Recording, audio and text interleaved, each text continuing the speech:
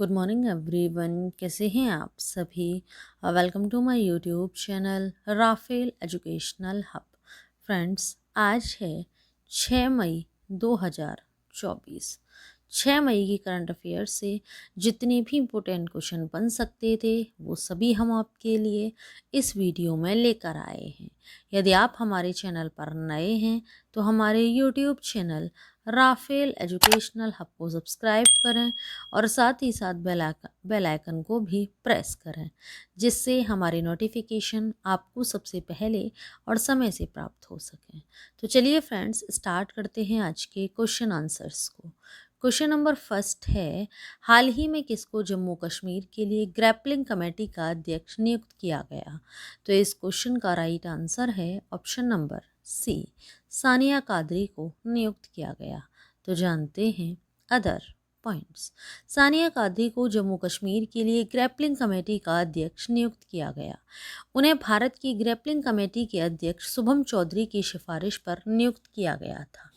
उनकी नियुक्ति का उद्देश्य जूझ रहे खेल समुदाय का पोषण और विस्तार करना, जमीनी स्तर पर विकास सुनिश्चित करना और एथलीटों के लिए राष्ट्रीय और अंतर्राष्ट्रीय स्तर पर चमकने के रास्ते बनाना है।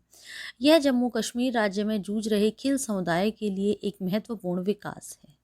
नेक्स्ट क्वेश्चन है, हाल ही में पर्यटन मंत्रालय में उप सचिव के रूप में किसे नियुक्त किया गया है। तो इस क्वेश्चन का राइट आंसर है ऑप्शन नंबर बी, ललिताम्बिगई के को नियुक्त किया गया है। तो जानते हैं अदर पॉइंट्स।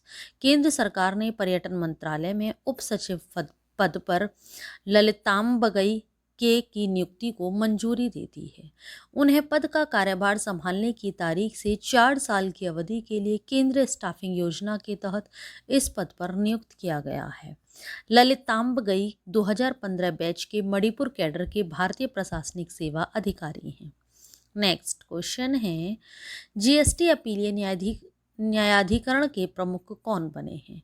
तो इस क्वेश्चन का राइट आंसर है ऑप्शन नंबर ए, संजय कुमार मिश्रा बने हैं। तो जानते हैं अदर पॉइंट्स। केंद्र सरकार द्वारा सेवानिवृत्त न्यायाधीश संजय कुमार मिश्रा को वस्तु एवं सेवा कर अपीलीय न्यायाधिकरण का अध्यक्ष नियुक्त किया गया है।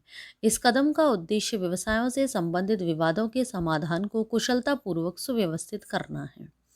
खोज सह चयन समिति की सिफारिश के आधार पर कैबिनेट की नियुक्ति समिति द्वारा की गई नियुक्ति 4 साल के कार्यकाल के लिए प्रति माह 2.50 लाख रुपए के वेतन के साथ आती है। नेक्स्ट क्वेश्चन है, हाल ही में किस राज्य सरकार ने नक्षत्र सभा खगोल पर्यटन अभियान की घोषणा की है। तो इस क्वेश्चन का राइट आंसर है ऑप्शन नंबर सी, उत्तराखंड राज्य सरकार ने की है। तो जानते हैं अदर पॉइंट्स। उत्तराखंड पर्यटन ने भारत की पहली एस्ट्रो टूरिज्म पहल नक्षत्र सभा के लिए स्टार्स स्केप्स के साथ साझेदारी की। गतिविधियों में तारा दर्शन, सौर अवलोकन, खगोल फोटोग्राफी प्रतियोगिताएं और शिविर लगाना शामिल है। उद्देश्य खगोल विज्ञान के प्रति उत्साही, साहसी लोगों और यात्रियों को ब्रह्मांड को आश्चर्यचकित करने के लिए आकर्षित करना। मसूरी में जॉर्ज एवरेस्ट पर जून की शुरुआत में शुरू होने का कार्यक्रम यह 2025 के मध्य तक जारी रहेगा। नेक्स्ट क्वेश्चन है, गोल्डमैन सैक्स की रिपोर्ट के अनुसार 2030 तक भारत के सेवा निर्यात का अनुमानित मूल्य क्या है। तो इस क्वेश्चन का राइट आंसर है ऑप्शन नंबर सी, $800 बिलियन है। तो जानते हैं अदर पॉइंट्स। गोल्डमैन सैक्स की रिपोर्ट के अनुसार 2030 तक भारत की सेवा निर्यात का अनुमानित मूल्य $800 बिलियन है। यह अनुमान पिछले वर्ष दर्ज किए गए $340 बिलियन से काफ़ी अधिक है। ऐसा अनुमान है कि 2030 तक सेवा निर्यात भारत के सकल घरेलू उत्पाद का लगभग 11% हो सकता है। नेक्स्ट क्वेश्चन है, कौन सा देश यूपीआई जैसी तत्काल भुगतान प्रणाली विकसित करने के लिए एनपीसीआई इंटरनेशनल के साथ साझेदारी कर रहा है। तो इस क्वेश्चन का राइट आंसर है ऑप्शन नंबर बी, नामीबिया देश कर रहा है। तो जानते हैं अदर पॉइंट्स।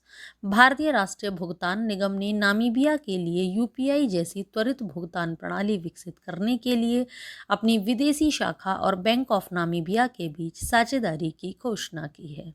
भारत के एकीकृत भुगतान इंटरफेस से प्रौद्योगिकी और अनुभवों का लाभ उठाते हुए इस सहयोग का उद्देश्य घरेलू और अंतर्राष्ट्रीय भुगतान नेटवर्क के साथ पहुंच, सामर्थ्य और कनेक्टिविटी के साथ साथ अंतर संचालन को बढ़ाकर नामीबिया के वित्तीय पारिस्थितिकी तंत्र का आधुनिकीकरण करना है। NPCI international CEO Ritesh Shukla हैं। बैंक ऑफ नामीबिया के गवर्नर जोहान्स ग्वासेब हैं। नेक्स्ट क्वेश्चन है, मानवीय संकट के बीच अफगानिस्तान को विश्व बैंक से कितनी सहायता मिली? तो इस क्वेश्चन का राइट आंसर है ऑप्शन नंबर डी, 84 मिलियन अमेरिकी डॉलर मिली। तो जानते हैं अदर पॉइंट्स। अफगानिस्तान को देश में चल रहे मानवीय संकट से निपटने के लिए विश्व बैंक से 84 मिलियन अमेरिकी डॉलर की सहायता मिली है। इस सहायता का उपयोग वर्तमान आर्थिक संकट से निपटने, आजीविका परियोजनाओं को क्रियान्वित करने, अफगान महिलाओं को सहायता देने, जलवायु परिवर्तन से निपटने तथा अफगानिस्तान लौटने वाले प्रवासियों की सहायता के लिए किया जाएगा। नेक्स्ट क्वेश्चन है, अप्रैल 2024 के लिए भारत में सकल वस्तु एवं सेवा कर संग्रह कितना था? तो इस क्वेश्चन का राइट आंसर है ऑप्शन नंबर ए, 2.10 लाख करोड़ रुपए था। तो जानते हैं अदर पॉइंट्स।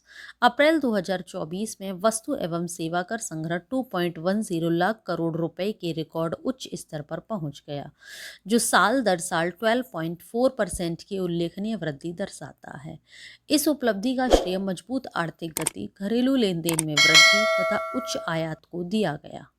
केंद्रीय जीएसटी संग्रह 43,846 करोड़ रुपए, राज्य जीएसटी 53,538 करोड़ रुपए और एकीकृत जीएसटी 99,623 करोड़ रुपए रहा, जिसमें आयातित वस्तुओं पर भी शुल्क भी शामिल है। नेक्स्ट क्वेश्चन है, किस प्रोडक्शन ने अपने डेवन 79 एपिसोड के लिए बाफ्टा टेलीविज़न क्राफ्ट अवार्ड्स में 2 बाफ्टा जीते?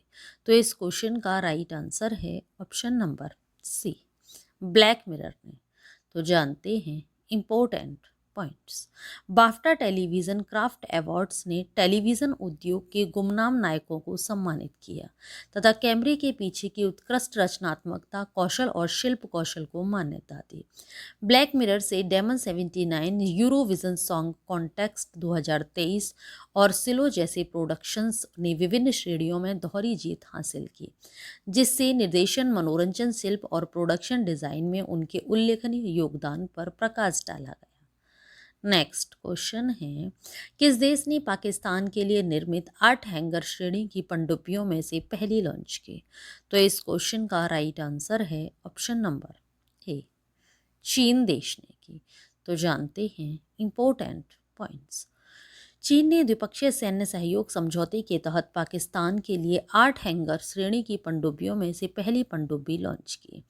यह समारोह Wuchang ship building industries group के शुआंग लिऊ बेस पर हुआ और इसमें पाकिस्तानी नौसेना प्रमुख एडमिरल नवीद अशरफ ने भाग लिया। समझौते के तहत चीन पाकिस्तान को 8 उन्नत पनडुब्बियां प्रदान करेगा, जिनमें से 4 का निर्माण WSIG द्वारा और 4 का निर्माण KS&EW Karachi shipyard and engineering works द्वारा प्रौद्योगिकी हस्तांतरण समझौते के तहत किया जाएगा। नेक्स्ट क्वेश्चन है, हाल ही में किस क्रिकेटर ने क्रिकेट से संन्यास की घोषणा की है? तो इस क्वेश्चन का राइट आंसर है option number A, Van Wells ने की है। तो जानते हैं अदर पॉइंट्स। वैन वेल्स ने 23 वर्ष की आयु में पेशेवर क्रिकेट से संन्यास की घोषणा की है। इंग्लिश युवा खिलाड़ी ने 2021 में ग्लॉस्टरशायर में पदार्पण किया। वेल्स ने खुलासा किया कि वे एरिथमोजेनिक राइट वेंट्रिकुलर कार्डियोमायोपैथी से ग्रस्त हैं, जिसके कारण उन्हें पेशेवर क्रिकेट से संन्यास लेना पड़ा है। नेक्स्ट क्वेश्चन है, अडानी ग्रीन एनर्जी को 5 अंतर्राष्ट्रीय बैंकों से कितने करोड़ डॉलर का फंड मिला है? तो इस क्वेश्चन का राइट आंसर है option number C, 40 crore dollar fund मिला है। तो जानते हैं अदर पॉइंट्स। अडानी ग्रुप की company Adani green energy limited ने राजस्थान और गुजरात में अपनी 750 मेगावाट सौर परियोजनाओं के लिए 5 प्रमुख अंतर्राष्ट्रीय बैंकों के संग से सफलतापूर्वक 400 मिलियन अमेरिकी डॉलर का फंड प्राप्त किया है। वित्त पोषण इन परियोजनाओं के निर्माण का समर्थन करेगा। प्रोजेक्ट नवंबर 2024 से चालू होने की उम्मीद है।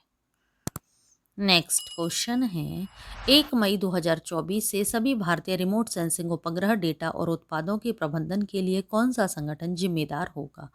तो इस क्वेश्चन का राइट आंसर है option number B, new space India limited होगा। तो जानते हैं other points. New space India limited 1 मई 2024 से सभी भारतीय रिमोट सेंसिंग उपग्रह डेटा और उत्पादों के प्रबंधन के लिए जिम्मेदार होगा। इस व्यवस्था के अंतर्गत डेटा प्रसार मंच भूनिधि अपनी भूमिका जारी रखेगा। IRS उपग्रह डेटा और उत्पादों से संबंधित वाणिज्यिक गतिविधियों को अब NSIL द्वारा संभाला जाएगा। भारत की अंतरिक्ष नीति 2023 के अनुसार 5 मीटर और मोटे रिजोल्यूशन वाला उपग्रह डेटा अब सभी उपयोगकर्ताओं के लिए स्वतंत्र रूप से उपलब्ध है।